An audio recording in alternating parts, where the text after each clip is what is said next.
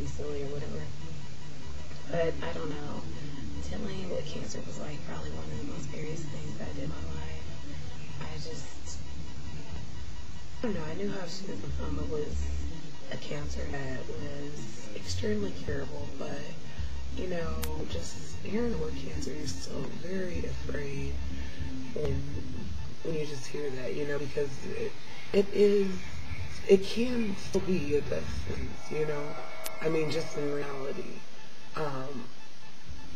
But I just thank God for bringing me through yet another journey and just letting me be here today to be able to share my story with people.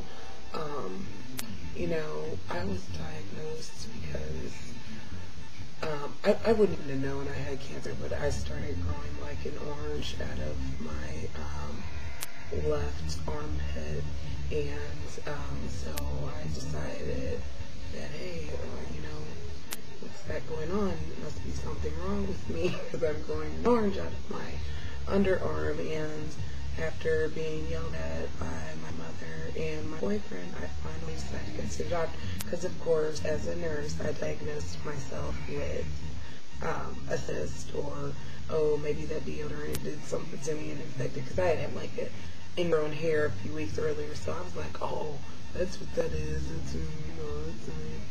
So anyways, finally went to the doctor, got a biopsy done, and bam, hey, you have cancer. I was like, what the hell? Are you serious? Dude, oh, okay, maybe he is serious or something. You see those Cancer Center of America commercials, and they're like, the doctor just came in there and was like, you have cancer. Well, I'm sorry, America, or whoever is watching this, there is no easy way to tell you that you have cancer. I mean, the best way to be about it is to just be blunt and come out and say it. There is no beating around the bush and sugarcoating and tap dancing about it, It's just, hey, you have cancer, with cancer or whatever, So those commercials actually, before I had cancer, I would look at those commercials and be like, oh my gosh, how inconsiderate and blah, blah, blah. But you know what? There is no easy way to tell you that you have cancer. So, I mean, whatever. But anyway, so I don't know. It took me a little while to process the whole thing. And it was a very difficult time. I have 2 young children that were 3 and 7 at the time. And I don't know. I can't even explain all the different thoughts that were going through my head. I was so concerned with losing my job. Yeah, we're not going to discuss that one. But, I was so concerned with stupid stuff. Oh my gosh, how am I going to afford this? And blah, blah, blah. And I don't know. I mean, let me not say stupid stuff, but, I was so concerned with other things rather than being concerned with, okay, I need to get well, which should have been the only thing that I should have been concerned with at the time. But, like what can you, I mean, it just takes time to process the whole thing. And, I just really look back on that journey and think, wow, I just remember there were days when I didn't want to get out of bed, but I still got out of bed. And one thing I said I was going to do was put on my makeup every day and do my hair and, dress nice or whatever. And I pretty much did that every day. I mean, I can very seldom think of a time when I didn't well, at least when I left the house, of course, but like when I didn't actually look decent when I left the house, I just, that was just something that I said I was going to do, because my whole thing was I didn't want to look sick, I didn't want my kids to be affected by the fact that mom is sick, and, I didn't want my family to look at me and say, oh, she's sick, and I don't know, I guess I was just so concerned with how other people felt that I just tried to make sure that everything was okay with myself. But you know what? It really helped me. It really helped. Being so concerned with how the other people in my family and, other people around me felt, it really helped me to actually feel better. I didn't get as sick as I was anticipating to get. I mean, I was sick and I was very tired and very cranky, but you know, I just really tried to keep my head up and think positive thoughts. Of course, I had those moments where I was like, oh my gosh, and you know, just anything that negative that I can think of was kind of going through my mind. But you know, I really had a difficult time. I had chemo on Thursdays. I had a difficult time come that Sunday before chemo.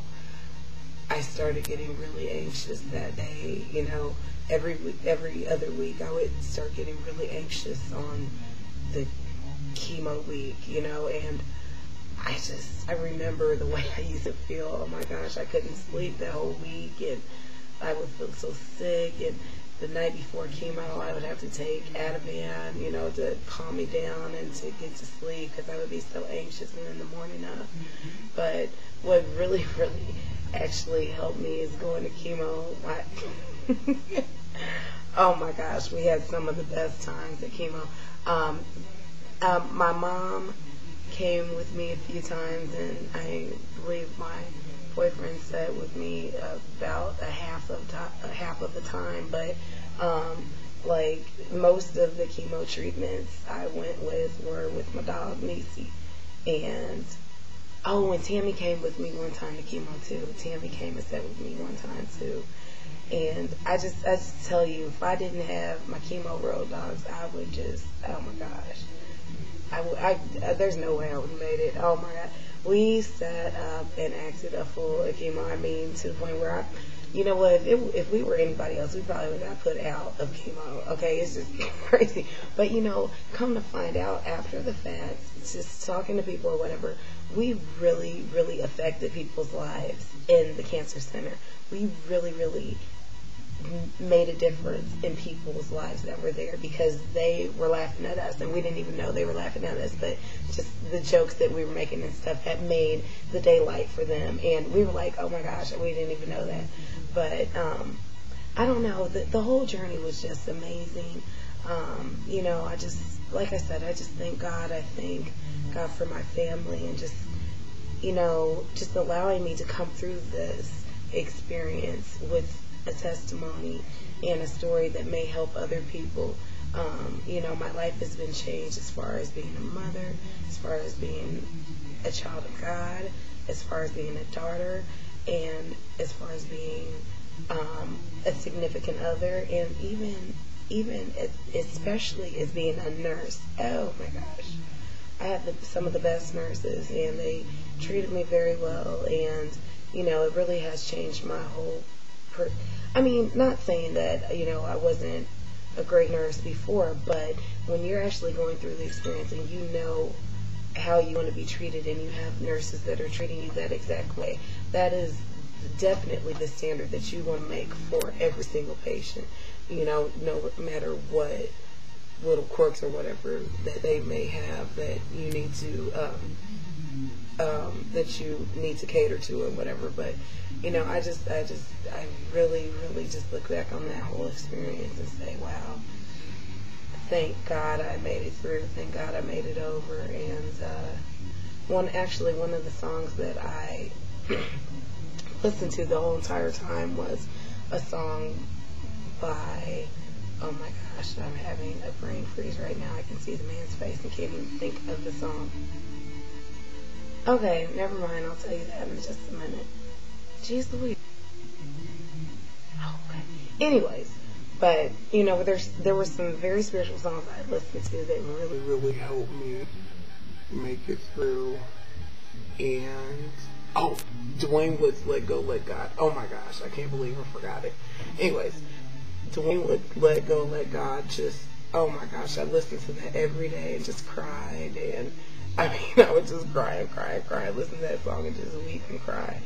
But, and also another good song is Donnie McClurkin's "Stand." I just listened to that because there was nothing I could do about the cancer. You know what I mean? So what do? You just stand, you know, and you let go and you let God have it. So that was real nice, but I'm getting really sleepy. I just wanted to get this stuff off my chest and tell you about it. But I just thank you, thank everybody for all the prayers and everything, and I just pray that for all of the cancer patients, that everything gets better and that there is a cure, and that people go through treatment without a ton of side effects and a ton of interactions or anything like that. And I just keep all the cancer patients in my prayers.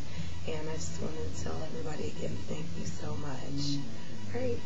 Night, night.